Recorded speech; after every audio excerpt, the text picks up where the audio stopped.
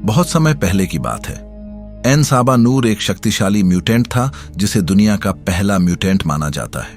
वो प्राचीन मिस्र का शासक था और लोग उसे भगवान की तरह पूजते थे।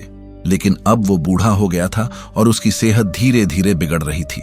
मौत उसके दरवाजे पर दस्तक दे रही थी। साबा नूर के पास कई विनाशकारी शक्तियां थीं, जैसे कि मन से चीजों को हिलाना, दिमाग से मशीनों को कंट्रोल करना, पल में कहीं भी पहुंच जाना और दूसरों की शक्तियों की ताकत को बढ़ाना। मृत्यु से बचने के लिए उसने एक अनोखी रस्म की तैयारी की।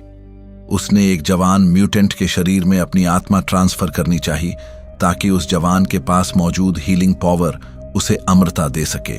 लेकिन जब यह प्रक्रिया शुरू हुई तभी एक भयंकर साजिश हुई। कुछ साजिशकर्ताओं ने सूरज की रोशनी को रोक दिया, जिससे आत्मा ट्रांसफर अधूरी रह गई और तभी उस पर हमला हुआ। साबा नूर के चारों शक्तिशाली सेवक, जिन्हें हॉर्समैन ऑफ अपोकैलिप्स कहा जाता था, एक एक करके सभी मारे गए। पिरामिड के खंभों को तोड़ दिया गया और पूरा पिरामिड टूटकर नीचे गिर पड़ा।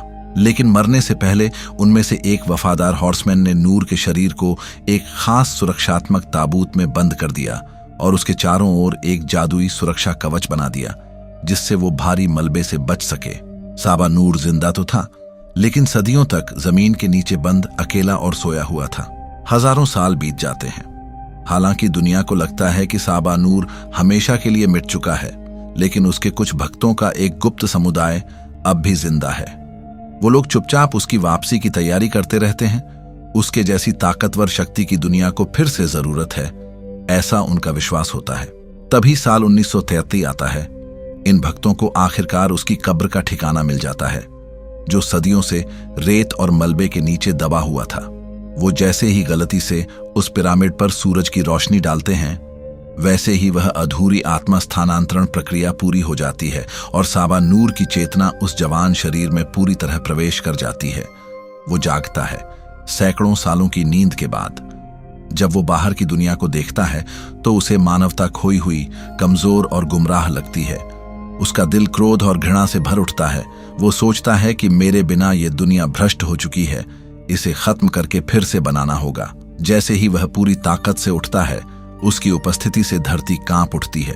दुनिया भर में भूकंप जैसे झटके महसूस होते हैं। लोग डर से सहम जाते हैं, लेकिन उन्हें पता नहीं होता कि असली तूफान अब शुरू होने वाला है। अब वो अपने उद्देश्य को पूरा करने के लिए नए साथियों की तलाश करता है। उसी दौरान काहिरा की गलियों में उसे मिलती है एक युवा जेबख्तरी लड़की, जिसका नाम ओरो होता है, जिसे दुनिया आगे चलकर स्टॉर्म के नाम से जानेगी। उसके पास पहले से ही एक जबरदस्त ताकत होती है, मौसम को नियंत्रित करने की शक्ति। साबा नूर उसकी शक्ति को छूता है और उसकी शक्तियों को कई गुना बढ़ा देता है, जिससे ओरो पहले से कहीं ज्यादा शक्तिशाली बन जाती है।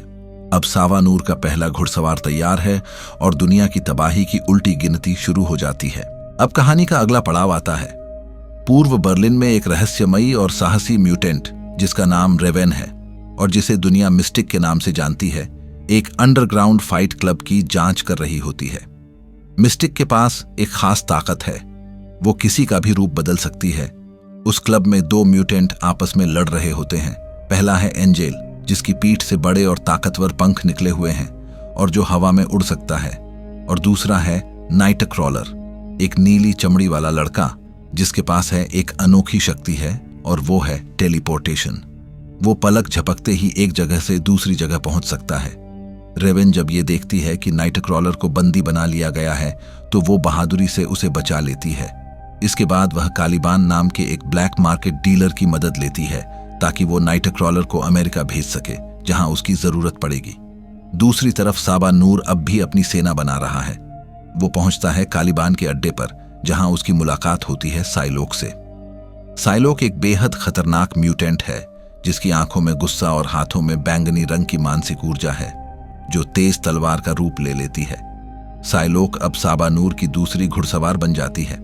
वो उसे एंजेल के पास ले जाती है। साबा नूर एंजेल को देखता है और उसके पंखों को मेटल के पंखों में बदल देता है। अब वो न सिर्फ उड़ सकता है बल्कि अपने पंखों से हमला भी कर सकता है। अब साबा नूर की सेना मजबूत होती जा रही है। 2 घुड़सवार तैयार हैं और 2 और की तलाश बाकी है। दुनिया की तबाही धीरे धीरे नजदीक आ रही है। तभी कहानी में आगे दूसरी ओर हम एक और लड़के को देखते हैं, जिसे लोग हैवॉक के नाम से जानते हैं। वो एक म्यूटेंट है जो अपने शरीर में ऊर्जा को इकट्ठा करके उसे तबाही बनाकर बाहर छोड़ सकता है। एक दिन उसे पता चलता है कि उसका छोटा भाई, जिसकी जिंदगी अब तक आम थी और अब वो अपनी म्यूटेंट शक्तियों से जूझ रहा है। स्कॉट की आंखों से अचानक विनाशकारी लेजर किरणें निकलने लगती हैं, इतनी ताकतवर कि वो जिसे भी लग जाए पल में राख कर दें।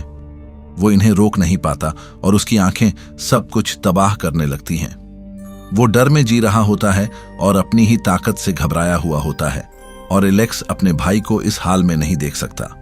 वो उसे ले जाता है न्यूयॉर्क में बने एक विशेष संस्थान में, जो म्यूटेंट बच्चों को उनकी शक्तियां समझना और नियंत्रित करना सिखाता है। यह संस्थान चलाते हैं प्रोफेसर चार्ल्स जेवियर, जो एक शांतिप्रिय म्यूटेंट, जो दुनिया के सबसे शक्तिशाली टेलीपैथ हैं। वो दूसरों के मन को पढ़ सकते हैं और उनसे बात कर सकते हैं, और वो भी बिना कुछ कहे। वहां पर स्कॉट की मुलाकात होती है हैंक से, जिसे दुनिया बीस्ट के नाम से जानती है। वो एक म्यूटेंट है जिसके पास शेर जैसे पंजे, तेजी से पकड़ने वाले पैर और अद्भुत ताकत और बुद्धिमत्ता है। अब स्कॉट के पास उम्मीद है, वो जगह जहां उसे समझा जाएगा और अपनी ताकत को एक हथियार की जगह एक जिम्मेदारी की तरह इस्तेमाल करना सिखाया जाएगा। कहानी में आगे प्रोफेसर के स्कूल में स्कॉट अब अपनी शक्तियों को धीरे धीरे समझने लगा है। यहीं उसकी मुलाकात होती है एक रहस्यमयी और संवेदनशील लड़की से, जिसका नाम जीन ग्रे होता है, जिसके पास दो बेहद शक्तिशाली क्षमताएं हैं। पहली है दिमाग पढ़ने और बात करने की ताकत, और दूसरी है मन से चीजों को हिलाने और उड़ाने की ताकत। जीन और स्कॉट की आपसी बातचीत में धीरे धीरे एक खास रिश्ता बनने लगता है।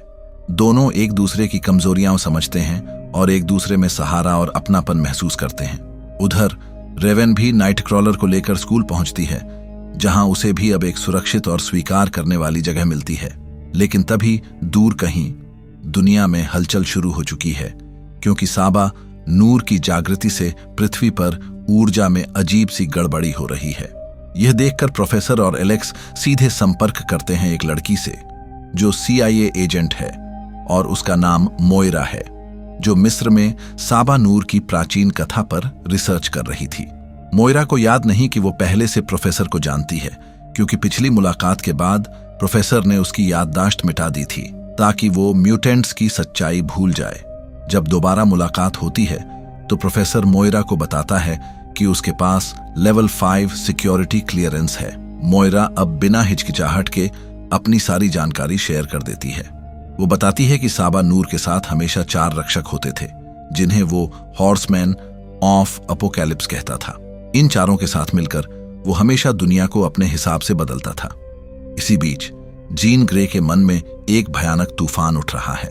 वो हर रात भयानक सपने देख रही है, सपने जिनमें वो देखती है कि एक अंधकारमयी शक्ति पूरी दुनिया को तबाह कर रही है। वो अपने डर को प्रोफेसर से साझा करती है।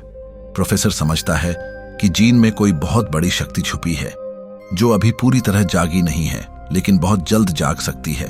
वो उसे डरने के बजाय समझने की सलाह देता है और उसे प्रोत्साहित करता है कि वो अपनी शक्तियों को स्वीकार करे, क्योंकि जो शक्ति उसके अंदर है वो न केवल विनाश ला सकती है, बल्कि दुनिया को बचा भी सकती है। अब कहानी हमें ले जाती है पोलैंड में, जहां एक एरिक नाम का आदमी है, जिसे दुनिया मैग्नीटो के नाम से जानती है। वो अपनी पुरानी जिंदगी को पीछे छोड़कर अब एक शांत और छुपी हुई जिंदगी जी रहा है। उसके साथ उसकी प्यारी पत्नी और उसकी मासूम बेटी नीना रहती है।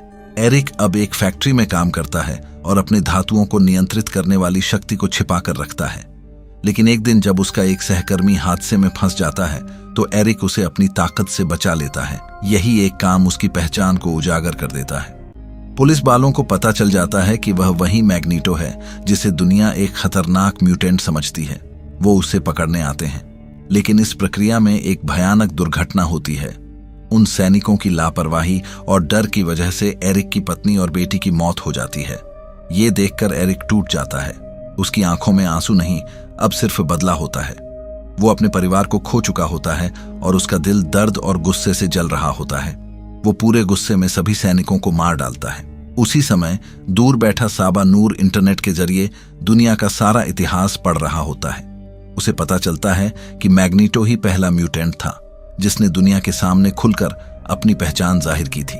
उसे एहसास होता है कि एरिक एक बहुत ही शक्तिशाली और उपयोगी साथी हो सकता है, और तभी वो एरिक से मिलता है और उसे वहां ले जाता है जहां एरिक की सबसे दर्दनाक यादें बसी हुई हैं। वह भयानक नाजी कैंप जहां एरिक की शक्तियां पहली बार जागी थीं जब उसने अपने माता पिता को खोया था।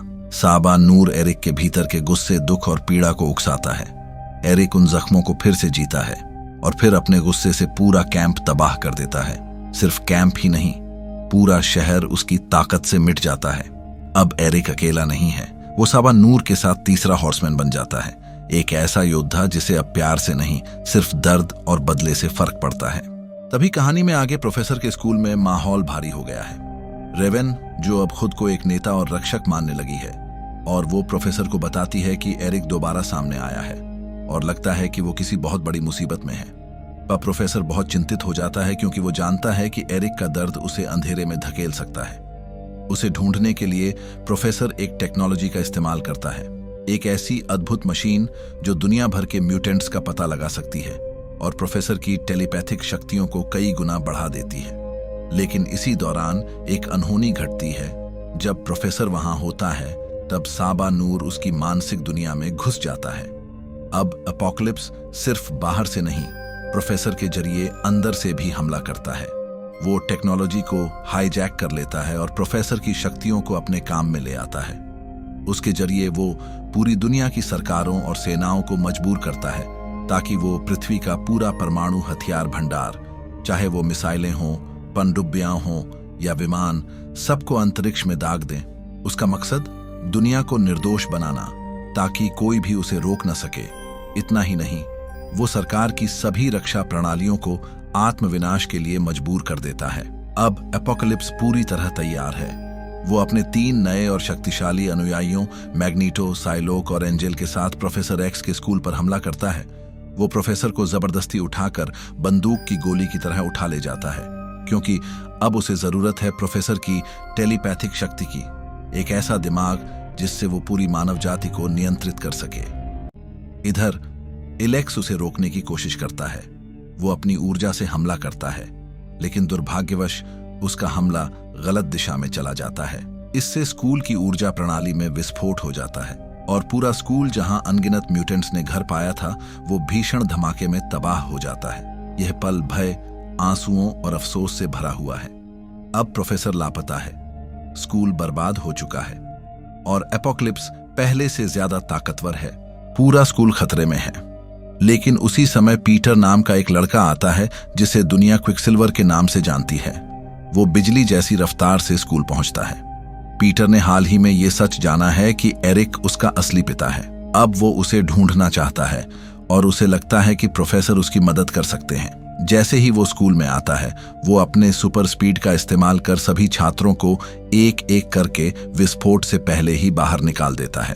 पूरा स्कूल पल भर में खाली हो जाता है। लेकिन अफसोस की बात यह है कि एलेक्स विस्फोट में लापता हो जाता है और उसे मृत मान लिया जाता है। अभी किसी को राहत भी नहीं मिलती कि एक और संकट आ जाता है, क्योंकि तभी वहां पर कर्नल विलियम आता है, जो एक सख्त और म्यूटेंट से नफरत करने वाला सैन्य अधिकारी है। और वो अपनी टीम के साथ आता है और हैंक, रेवेन, पीटर और मोयरा को पकड़कर एक रहस्यमयी मिलिट्री फैसिलिटी में ले जाता है। उन्हें वहां पूछताछ और कैद के लिए बंद कर दिया जाता है। लेकिन उम्मीद अभी जिंदा है। स्कॉट, जीन ग्रे और नाइट क्रॉलर छुपकर स्ट्राइकर के हेलीकॉप्टर का पीछा करते हैं। वो मिलिट्री बेस के अंदर घुस जाते हैं, जहां उन्हें मिलता है एक भयानक और जंगली कैदी, जिसे सैनिक वेपन एक्स के नाम से पुकारते हैं। असल में ये वुल्वरीन होता है, जो अब पूरी तरह ब्रेन वॉश किया गया है, मानसिक रूप से बिल्कुल जानवर बन चुका है। जब वो पिंजरे से आजाद होता है, वो सभी सैनिकों को मार देता है, लेकिन जीन ग्रे उसे रोकती है। जीन अपनी टेलीपैथी से उसके दिमाग को छूती है और उसके दिमाग में दबी हुई कुछ यादों को वापस लौटाती है। लोगन थोड़ी देर के लिए खुद को पहचानता है, फिर वो जंगल की ओर भाग जाता है। इस बीच स्कॉट, जीन और नाइट क्रॉलर अपने सभी साथियों को बचाकर वहां से बाहर निकालते हैं। अब टीम लगभग एक साथ है, लेकिन प्रोफेसर अभी भी एपोकलिप्स के कब्जे में है और असली युद्ध की तैयारी शुरू होने वाली है। कहानी में प्रोफेसर अब एपोकलिप्स के कब्जे में है। साबा नूर अब अपना अंतिम और सबसे खतरनाक कदम उठाने जा रहा है। वो प्रोफेसर के शरीर में अपनी आत्मा को स्थानांतरित करना चाहता है ताकि उसे दुनिया के हर इंसान के मन पर नियंत्रण मिल जाए।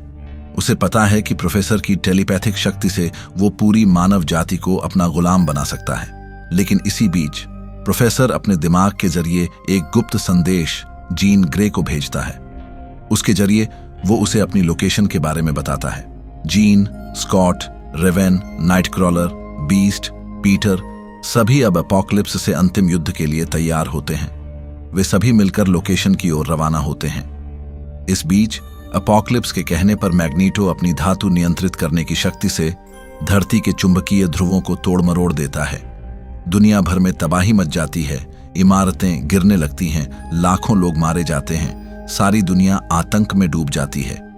टीम पहुंचती है और शुरू होती है एक भयंकर लड़ाई।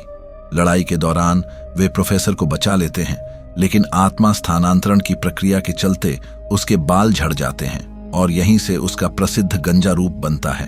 एंजेल लड़ाई में बुरी तरह घायल होता है और अचेत हो जाता है। अब युद्ध और भी घमासान हो जाता है। रेवेन और जीन की मदद से एरिक और ओरो को एहसास होता है कि अपोकलिप्स का रास्ता गलत है। वे पलट जाते हैं और अपोकलिप्स के खिलाफ एक्समैन के साथ खड़े हो जाते हैं।